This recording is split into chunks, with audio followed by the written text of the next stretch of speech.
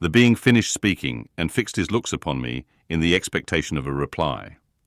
But I was bewildered, perplexed, and unable to arrange my ideas sufficiently to understand the full extent of his proposition. He continued, "You must create a female for me, with whom I can live in the interchange of those sympathies necessary for my being.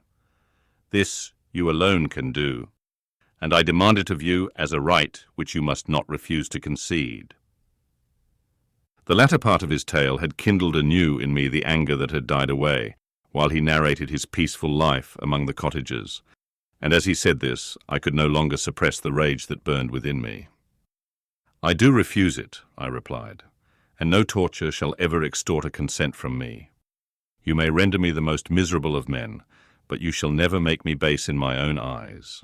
Shall I create another like yourself, whose joint wickedness might desolate the world? Begone, I have answered you. You may torture me, but I will never consent." "You are in the wrong," replied the fiend, "and instead of threatening, I am content to reason with you.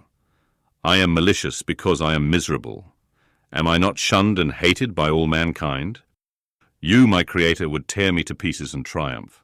Remember that, and tell me why I should pity man more than he pities me. You would not call it murder if you could precipitate me into one of those ice rifts and destroy my frame, the work of your own hands. Shall I respect man when he condemns me? Let him live with me in the interchange of kindness, and instead of injury I would bestow every benefit upon him with tears of gratitude at his acceptance. But that cannot be. The human senses are insurmountable barriers to our union. Yet mine shall not be the submission of abject slavery. I will revenge my injuries. If I cannot inspire love, I will cause fear, and chiefly towards you, my arch-enemy, because my Creator, do I swear inextinguishable hatred. Have a care, I will work at your destruction, nor finish until I desolate your heart, so that you shall curse the hour of your birth." A fiendish rage animated him as he said this. His face was wrinkled into contortions too horrible for human eyes to behold. But presently he calmed himself and proceeded. "I intended to reason. This passion is detrimental to me, for you do not reflect that you are the cause of its excess. If any being felt emotions of benevolence towards me, I should return them 100 and 100-fold. For that one creature's sake I would make peace with the whole kind. But I now indulge in dreams of bliss that cannot be realized. What I ask of you is reasonable and moderate. I demand a creature of another sex, but as hideous as myself. The gratification is small, but it is all that I can receive, and it shall content me. It is true we shall be monsters, cut off from all the world, but on that account we shall be more attached to one another.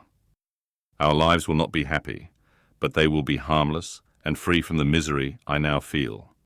Oh, my Creator, make me happy. Let me feel gratitude towards you for one benefit. Let me see that I excite the sympathy of some existing thing. Do not deny me my request." I was moved. I shuddered when I thought of the possible consequences of my consent, but I felt that there was some justice in his argument. His tale and the feelings he now expressed proved him to be a creature of fine sensations. And did I not as his maker owe him all the portion of happiness that it was in my power to bestow? He saw my change of feeling and continued, "If you consent, neither you nor any other human being shall ever see us again. I will go to the vast wilds of South America. My food is not that of man. I do not destroy the lamb and the kid to glut my appetite. Acorns and berries afford me sufficient nourishment. My companion will be of the same nature as myself, and will be content with the same fare. We shall make our bed of dried leaves. The sun will shine on us as on man, and will ripen our food. The picture I present to you is peaceful and human, and you must feel that you could deny it only in the wantonness of power and cruelty. Pitiless as you have been towards me, I now see compassion in your eyes. Let me seize the favorable moment and persuade you to promise what I so ardently desire."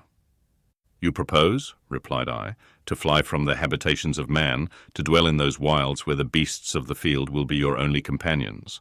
How can you, who long for the love and sympathy of man, persevere in this exile? You will return and again seek their kindness, and you will meet with their detestation. Your evil passions will be renewed, and you will then have a companion to aid you in the task of destruction. This may not be. Cease to argue the point, for I cannot consent. How inconstant are your feelings? But a moment ago you were moved by my representations, and why do you again harden yourself to my complaints? I swear to you by the earth which I inhabit, and by you that made me, that with the companion you bestow, I will quit the neighborhood of man and dwell, as it may chance, in the most savage of places. My evil passions will have fled, for I shall meet with sympathy. My life will flow quietly away, and in my dying moments I shall not curse my Maker. His words had a strange effect upon me. I compassionated him, and sometimes felt a wish to console him. But when I looked upon him, when I saw the filthy mass that moved and talked, my heart sickened, and my feelings were altered to those of horror and hatred. I tried to stifle these sensations. I thought that, as I could not sympathize with him, I had no right to withhold from him the small portion of happiness which was yet in my power to bestow. You swear, I said, to be harmless. But have you not already shown a degree of malice that should reasonably make me distrust you? May not even this be a feint that will increase your triumph by affording a wider scope for your revenge? How is this? I must not be trifled with, and I demand an answer. If I have no ties and no affections, hatred and vice must be my portion. The love of another will destroy the cause of my crimes, and I shall become a thing of whose existence everyone will be ignorant.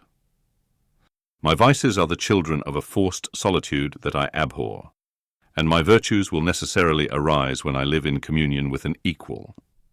I shall feel the affections of a sensitive being, and become linked to the chain of existence and events from which I am now excluded.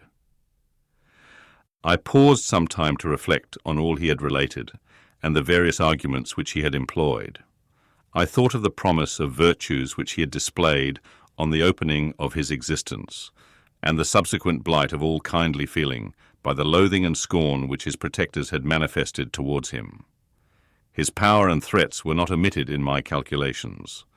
A creature who could exist in the ice caves of the glaciers and hide himself from pursuit among the ridges of inaccessible precipices was a being possessing faculties it would be vain to cope with.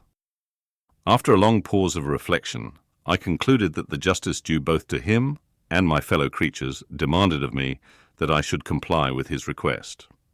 Turning to him, therefore, I said, I consent to your demand on your solemn oath to quit Europe forever, and every other place in the neighborhood of man, as soon as I shall deliver into your hands a female who will accompany you in your exile.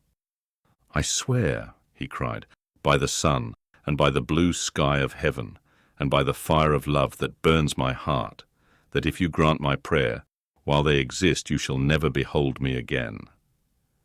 Depart to your home and commence your labors. I shall watch their progress with unutterable anxiety, and fear not, but that when you are ready I shall appear. Saying this, he suddenly quitted me, fearful perhaps of any change in my sentiments. I saw him descend the mountain with greater speed than the flight of an eagle, and quickly lost among the undulations of the sea of ice. His tale had occupied the whole day, and the sun was upon the verge of the horizon when he departed.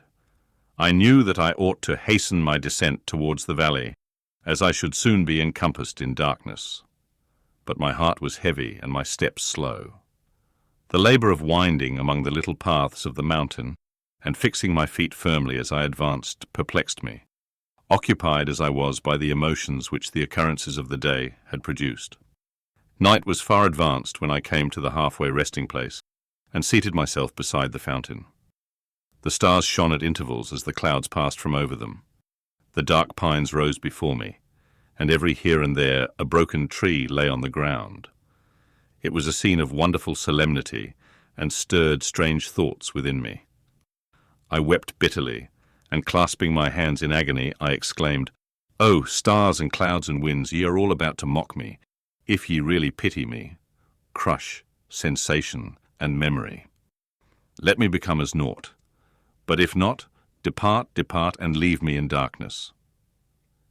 These were wild and miserable thoughts, but I cannot describe to you how the eternal twinkling of the stars weighed upon me, and how I listened to every blast of wind, as if it were a dull, ugly siroc on its way to consume me.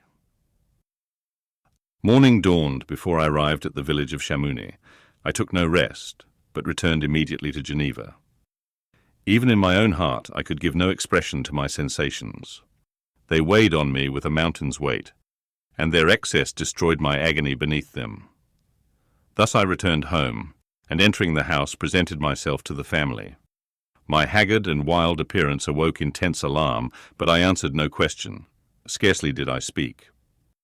I felt as if I were placed under a ban, as if I had no right to claim their sympathies, as if never more might I enjoy companionship with them. Yet even thus I loved them to adoration. And to save them, I resolved to dedicate myself to my most abhorred task.